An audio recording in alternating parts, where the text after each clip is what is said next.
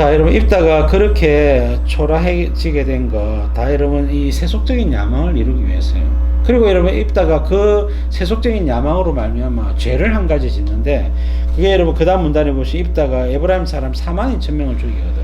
여러분 에브라임 지파는 이게 이제 영광병 같은 그게 있어가지고, 우리가 장자지파인데 우리 장자지파 형님들한테 허락도 안 받고 네 맘대로 암몬 자손과 싸우느냐. 입다로서는 내가 나팔도 불었고 싸우러 간다고 사람도 안 보냈냐. 너희들이 거절했고 암몬 자손이 무서워서 안 나와놓고 이제 와서 숟가락 얹으려고 하느냐. 이것들이 죽을래. 입다는 조폭 출신이었지 않습니까? 기도원은 똑같은 상황에서 굉장히 겸손하게 기도원의 뭐 만물 포도가 뭐 에브라임의 끝물 포도보다 못하지 않습니까 하면서 당신들이 낫습니다 이러니까 이제 에브라임 지파가 아이고 겸손하네 넘어갔는데, 입다는 조폭 출신이다 보니까 됐다 해가지고 말짱 들었단 말입니다. 그러니까 입다가 당연히 이기지. 암몬 자손도 이겼는데, 그래가지고 입다가 무려 42,000명을 죽입니다. 그러니까 이 죄로 말미암아 입다의 운명이 니는 사사 오래 하지 말라는 겁니다. 하나님 생명을 거둬가시는 것이죠. 여러분 그것은 입다가 사사가 되는 동기가 썩었기 때문에 그래요. 오늘날 목사가 되는 것이 돈 많이 벌기 위해서, 출세하기 위해서, 큰 교회에서 보란듯이 내가 목회하기 위해서, 그렇게 여러분 세속적인 야망을 가지고 접근하면 안 됩니다. 우리가 순수한 동기, 하나님의 말씀을 전하기 위해서, 영혼을 구원하기 위해서, 그 주님이 어디를 두시든지 무엇을 하든지 내가 그 역할을 감당하리라는 겸손한 마음으로 여러분 나아가야 되지. 내 세속적인 야망을 이루기 위해서 하나님께 약속을 하거나, 그 다음에 내 직분을 위해서나, 내가 교회를 다닌 이유도 사람들의 어떤 체면이나 사람들 앞에 이목을 얻기 위해서, 인기를 얻기 위해서 되면 안 됩니다. 그런 사람들이 종종요 이 직분자 투표에서 떨어지면요 실족해가 교회로 옮겨 보내요. 그러면 안 되는 겁니다. 세속적인 야망 여러분 그렇게 하면 안 된다.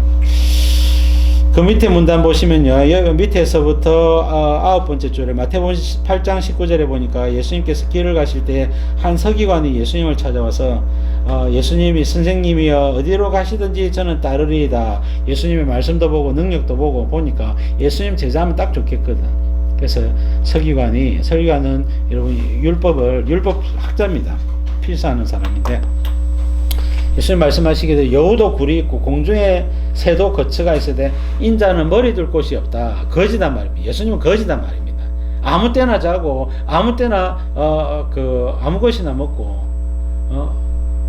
우리 저는 이제 사극 드라마를 좋아하는데 사극 드라마 보면 사람들이 끼니 때우기 위해서 감자 이렇게 먹고 주먹밥 먹고 반찬도 없잖아요. 주먹밥 먹고 막 이렇게 지내는데, 마찬가지 예수님 따라가면 겨우 그냥 감자 한 개, 그 다음에 주먹밥 한 개 그거 얻어먹고 사는 완전 상거지처럼 살 수밖에 없다. 그런 대로 따를래. 예수님 그래 말씀하는 내용이 나옵니다. 자, 여러분 이 서기관이 예수님을 그래도 따르겠습니다 이 말이 없죠. 참 그런 말이 있으면 그래도 따르겠습니다 라고 서기관이 말하였더라 이래 돼 있는데 그런 말이 없단 말입니다. 자, 여러분 밑에서 둘째 줄, 주님은 주의 일 하는 사람의 동기를 보신다. 동기를 보시는 거예요. 여러분 신앙생활하는 동기, 말씀을 배우는 동기, 기도하는 동기, 여러분 하나님 나라를 위해서 살아가는 동기, 크리스찬이 된 동기가 뭐냐? 순수한 동기를 가지고 주님을 섬기십시오. 그래야 여러분 주님이 우리를 인정해 주시고 또 주님이 우리와 함께 거하십니다. 우리의 기도에 응답을 해 주십니다. 자, 넘겨서 여러분 복이나 세속적인 영광을 안 주셔도 괜찮다는 겁니다. 안 주시면 주님이 안 주시겠다는 게 어쩌겠습니까? 주님 괜찮습니다. 그래도 굶어 죽지는 않게 해주시지 않겠습니까? 주님을 따르겠습니다. 그렇게 나아가면 되는 겁니다. 셋째 줄에 내가 주를 잘 섬김으로 내 문제가 풀리고 돈을 벌고 내가 높아지고 병이 낫고 사업이 잘 되는 것이 주의 일을 하는 이유가 되어서는 안 된다. 안 되죠. 그래서 세속적인 야망을 내려놓고 주님을 먼저 보십시오. 그러면요 주님이 나중에 우리를 높여주세요. 이게 선과 후가 바뀌었죠. 그래서 여러분 주님을 따르는 동기가 순수하고 살다 보니까 주님이 나에게 은혜를 주고 은사를 주시더란 말이에요. 그 물질의 재능도 주시고 여러분 자녀가 잘 되게 해주시고 여러 가지 은혜를 주시는 거지. 여러분 야망을 먼저 여러분 주님 앞에 내 보이면 주님은 보시기에는 은혜를 크게 줘야 될 이유가 사라지게 되는 겁니다.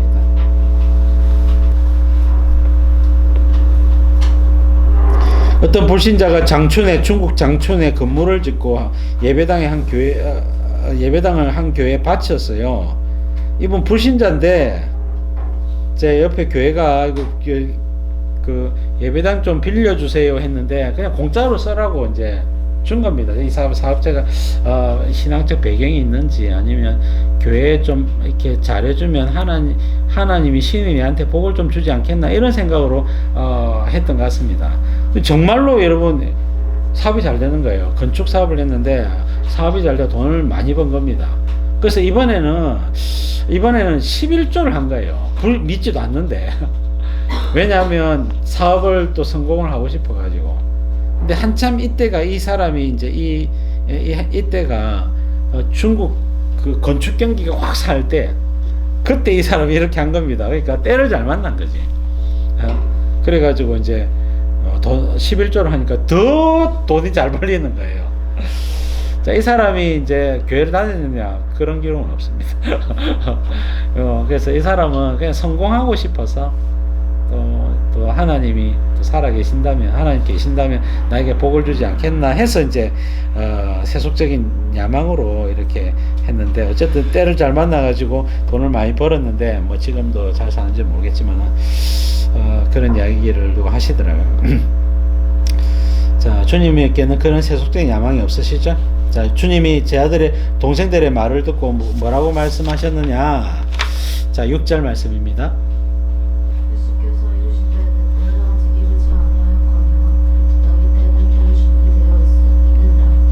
자, 예수님이 내 때는 아직 이르지 아니하였다라고 이야기를 합니다.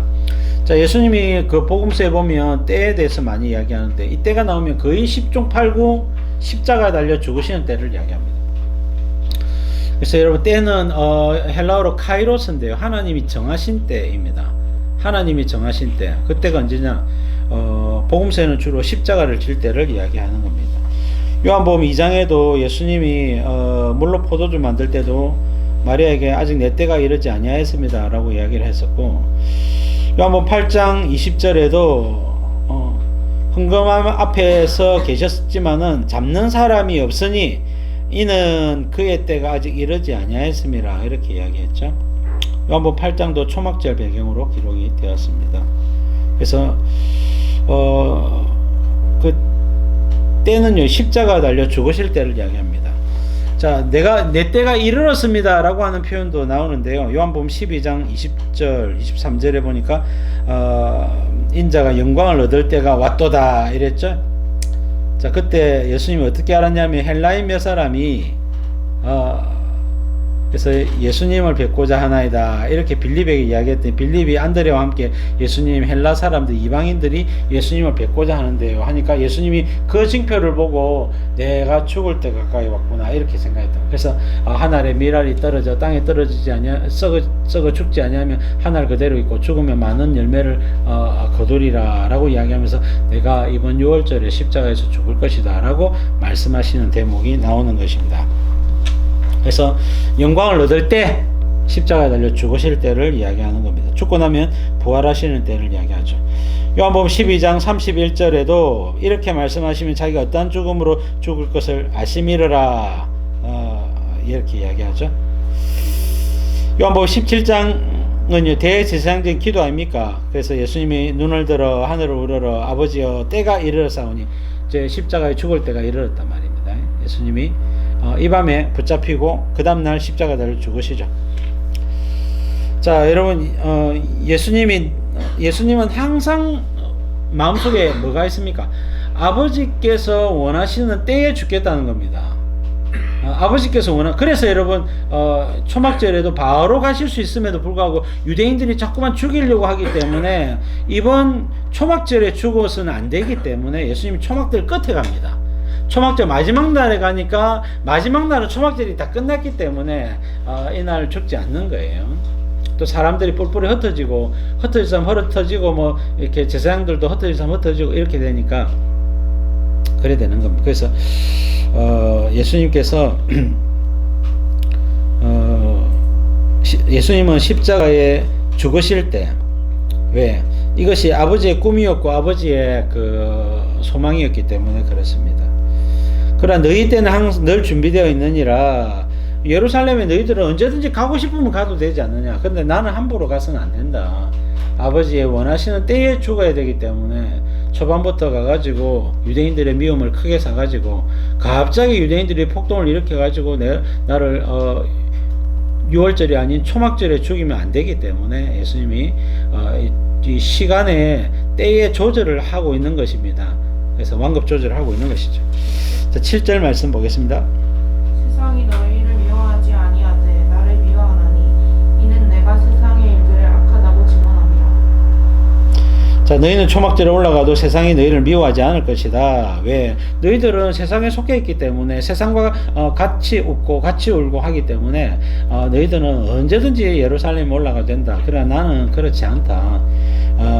내가 세상의 일들을 악하다 하고 유대인들의 죄를 지적하고 제사장들, 서기관들, 바리새인들 모든 유대인들을 싸잡아서 내가 혼을 내고 하나님의 백성이 아니라 마귀 백성이라고 소리쳤기 때문에 나를 미워하지 않느냐. 그래서 이 미워함의 결과가 십자가 처형인데 내 때가 아직 이르지 않았다라고 말하고 있는 것입니다. 예수님은 세상에 대한 야망 자체가 없죠. 세상의 인기, 명예, 성공, 뭐 예수님이 많은 사람들이 3,000명, 5,000명인데 요가 좀 부족하지. 조영기 목사도 막 100만 명 목회했습니다. 세상에서 제일 큰 목회는 예수님이 해야 되지 않겠습니까? 그래서 그 야망 가지고 막 전 로마를 뒤흔들리라 이렇게 안 하시고 오직 이스라엘의 잃어버린 자를 위해서 오셨기 때문에 예수님은 이스라엘 지역만 거의 돌아다니신 거예요. 한 번 두로 지역에 갔던 것은 두로 지역에서 메시아를 기다렸던 한 여인이 수로보증에 여인이 있었기 때문에 예수님 두로 지역에 가셨고 그 여인만 딱 만나고 손살같이 예수님은 갈릴리 지역으로 돌아오셨죠. 오직 아버지의 뜻을 위해서 오셨다. 우리에게도 이런 모습이 있으면 좋겠습니다. 세속적인 야망이 끊임없이 우리를 유혹을 할 것입니다. 그러나 복음을 향한 영혼 구원을 향한 하나님의 몸된 교회를 향한 여러분 꿈을 키워나가시고 그 꿈이 세속적인 것이 아니라 여러분 예수님의 십자가의 뒤를 잇는 그런 여러분 주님의 꿈을 이루는 그런 야망이 되면 좋겠습니다. 말씀 순종하면서 묵묵히 거기를 가는 것이죠.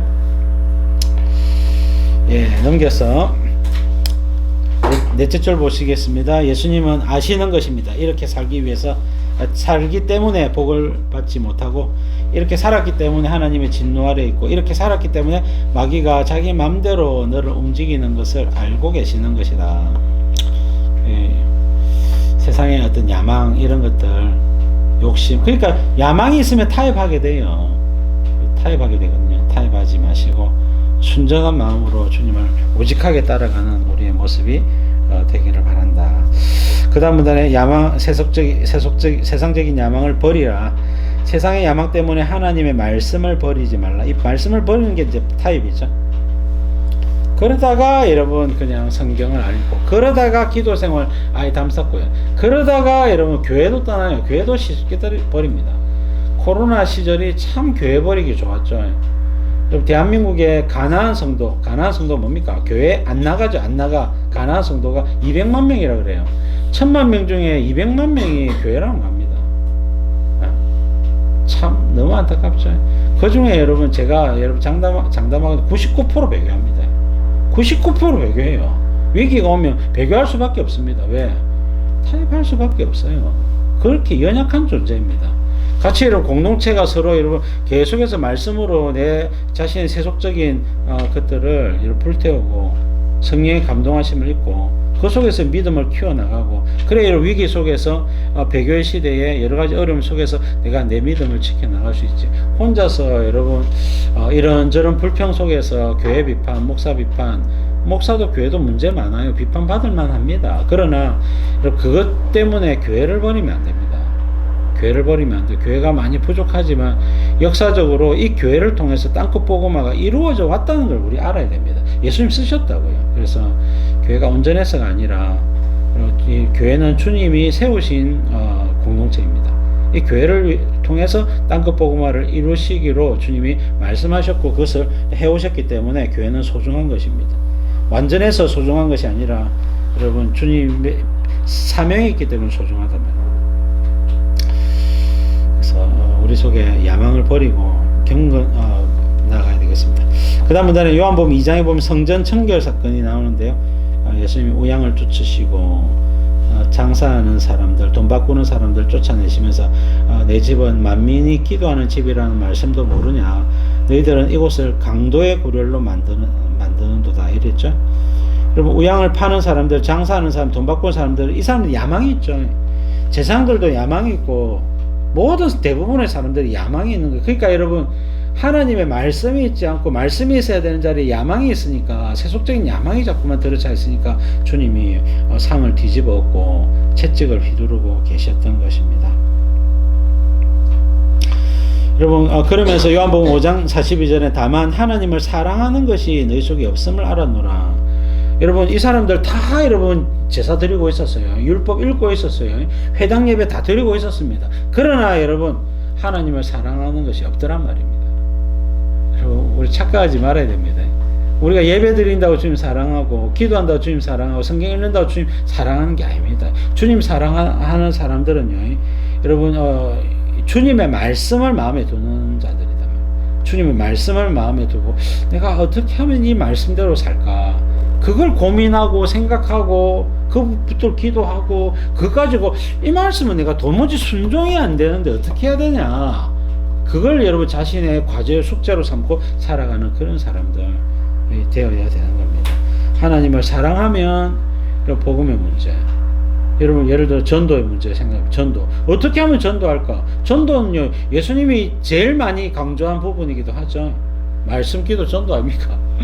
전도 하기 힘들잖아요. 쉽지 않거든요. 그러면 이 전도를 10년에 1년에 한 명 몰라도 10년에 한 명은 전도해야 안 되겠나, 이런 생각을 또 가질 필요도 있고 한데 주님 앞에 고민을 해 나가야 될 겁니다. 어떻게 하면 전도할까? 어떻게 하면 순종할까? 노방전도를 한번 해봐야 되나, 어찌해야 되나 하는 고민들도 우리 가운데 필요할 것입니다. 어쨌든 그런 기도 속에, 그런 몸부림 속에 그 사람은 어느 날 전도돼요. 또 전도한단 말입니다. 예기치 못한 사람이 또 이렇게 하나님 허락해 주셔가지고 전도하게 되는 것이, 자 야망이 아니라 말씀을 가진 자들이 되라는 것입니다. 자 이것이 오늘날 기복신앙 그리스도인과 참 그리스도인의 차이점을 만들어내는 것이다. 자 8절 9절 보겠습니다. 너희는 명절에 올라가라. 내 때가 아직 차지 못하였으니 나는 이 명절에 아직 올라가지 아니하노라. 이 말씀을 하시고 갈릴리에 머물러 계시니라. 자, 예수님은 세상의 영광을 구하러 온 것이 아니죠. 오히려 세상에 속하지 아니하였고 세상의 행위가 악하다고 증거했습니다. 만약 주님이 세상의 영광을 구하려고 마음을 먹었다면 벌써 여러분 왕이 되었겠죠. 로마를 물리치고 이스라엘을 완전히 다윗 시대보다 100배 1000배 업그레이드된 이스라엘 전국 최강, 온 세계 최강의 나라가 되었겠죠. 그러나 예수님은 창세전에 예정된 택하신 백성들을 구원하기 위해 그들의 죄를 끌어안고 대속하여 죽기 위해서 오셨죠. 아버지의 뜻을 이루기 위해서 이 땅에 있는 모든 야망과 세상의 소리들을 해서 마음 닫고 귀 닫고 오직 아버지의 뜻, 아버지의 때 그것만 바라보며 사셨던 예수님. 어쩌면 우리도요 주님처럼 우리가 꼭 감당해야 될 그런 사명이 있을 거예요. 꼭 감당해야 돼. 우리만 할 수 있는, 내가 해야 되는 그런 사명이 있을 겁니다. 그것을 주님 앞에 잘 찾아서 그 일을 꼭 하고 주님께 나아가십시오. 그래서 주님 앞에 작은 일이지만 착하고 충성되었다라는 평가를 받을 수 있기를 바랍니다. 자, 예수님은 오직 하나님 관점에서 세상을 바꾸려고 하셨고, 그래서 세상이 악하다 지적하시고 근본적으로 십자가의 때를 기다리셨다. 그 다음부터 예수님이 예정된 백성들의 죄를 지고 죽으심으로 죄 문제를 해결하고 아버지 성령을 받아 하나님 나라를 꿈꾸며 하나님을 소망 삼아 살아가는 존재로 변화시키는 것이 여러분 주님의 꿈과 야망이었죠. 자, 요엘서 2장 28절 보니까 그 후에 내가 내 영을 만민에게 부어주리니 너희 자녀들이 장래일을 말할 것이요 너희 늙은이는 꿈을 꾸며 너희 젊은이 이상을 볼 것이며 그때 내가 또 내 영을 남종과 여종에게 부어줄 것이며 이랬죠. 자, 이 말씀을 생각해 보면 하나님의 계획이 우리로 하여금 성령을 충만하게 받게 하는 거구나, 그런 것들을 깨닫게 됩니다. 어떻게 하면 성령으로 충만할 수 있을까, 이런 고민들도 아주 좋은 고민이죠. 성령의 충만함이라고 하는 것은 성령이 내 인격을 장악하는 것을 말해요. 성령의 욕구만 내 안에 있는 걸 말해요. 그러니까 충만한 거지. 근데 여러분, 우리가 충만히 잠시 이제 예배를 드리거나 은혜를 한참 받을 때는 성령의 충만함이 잠시 왔다가 선함이, 그래서 여러분 멋지게 여러분 밥도 사고 간식도 사고 사람들에게 선한 일들 좀 나누기도 했다가 또 집에 돌아오거나 현실에 돌아오면 어떻게 해요? 내가 너무 좀 이러면 안 되지 하고는 타협도 하고 뭐도 하고 이렇게 하기도 하는데, 여러분 성령의 충만함을 받으시기 바랍니다. 이것을 날마다 추구하고 말씀 충만이 또 성령 충만으로 나아가는 지름길이 되기도 해요. 지름길이죠. 그래서 말씀과 성령으로 충만하면 여러분 차원이 다른 인생, 멋진 인생 살아갈 수 있습니다. 그래도 얼마든지 이런 경제생활, 직장생활 다 하면서도 성령으로 충만할 수 있어요. 그래서 여러분 스스로 좀 세속적인 꿈과 야망, 그런 어떤 세상 사람들이 추구하는 그런 것에 너무 지나치게 마음을 두기보다, 물론 그런 것들이 우리에 필요하지만은 우리 안에 여러분 하나님 나라를 향한 꿈과 비전을 품고 살아가는 그런 멋진 그리스도인들 되어지기를 바랍니다.